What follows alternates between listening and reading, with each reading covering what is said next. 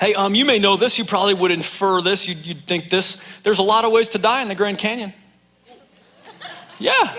Turns out there's a lot of ways to die. In fact, a gentleman by the name of Michael Gigilieri wrote a book called Over the Edge, Death in the Grand Canyon.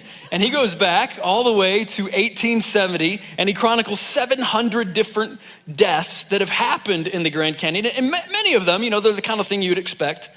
You can starve there, you can get too cold, you can get too hot, heat exhaustion, heat stroke, planes crash into it. There's been floods that have killed people.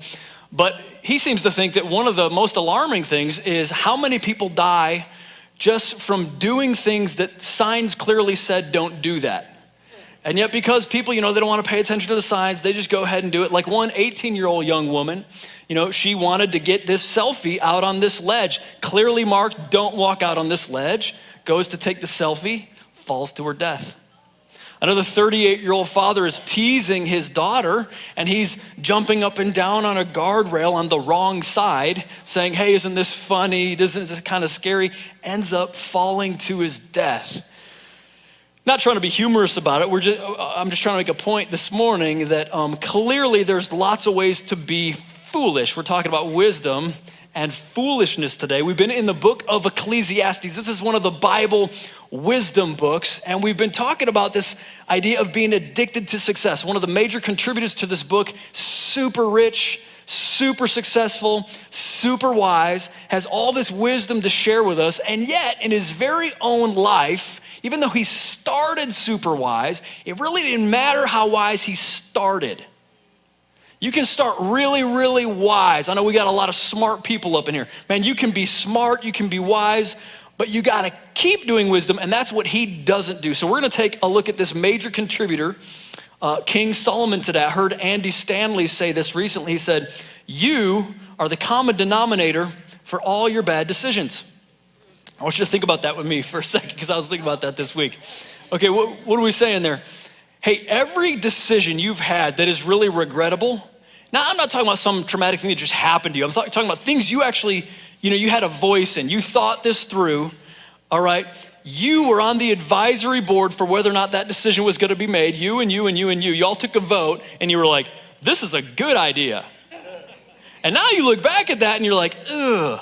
How did I ever vote for that? How did I think that would be a good idea? I mean, you've seen this in how you've dealt with money, how you've dealt with relationships, how you've dealt with your health. You're like, this is exactly the answer. And then you dive in, and later on you're like, oh, what a horrible decision. I can't believe that happened. Now here's the bad news. You are also on the advisory board for all the rest of your decisions in life. Like, you're gonna be there also. And you could be like, well, Carter, I've grown in wisdom since then. Well, yeah, but weren't there some times where you already thought you'd grown in wisdom since then?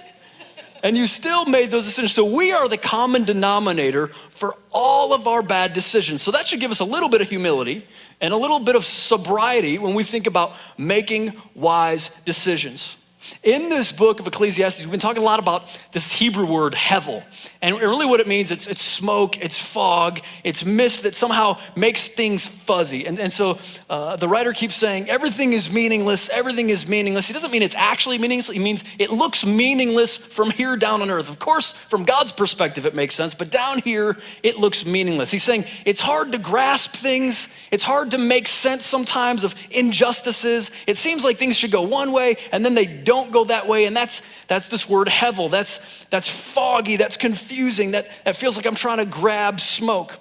He's talking all about hevel, and one of the things hevel does, this fog does, is it keeps us from seeing the end from the beginning. It keeps us from seeing what wisdom would be. Even when we want to do wisdom, we still are kept from seeing what wisdom would be. Now, to be sure, sometimes we just don't have good information.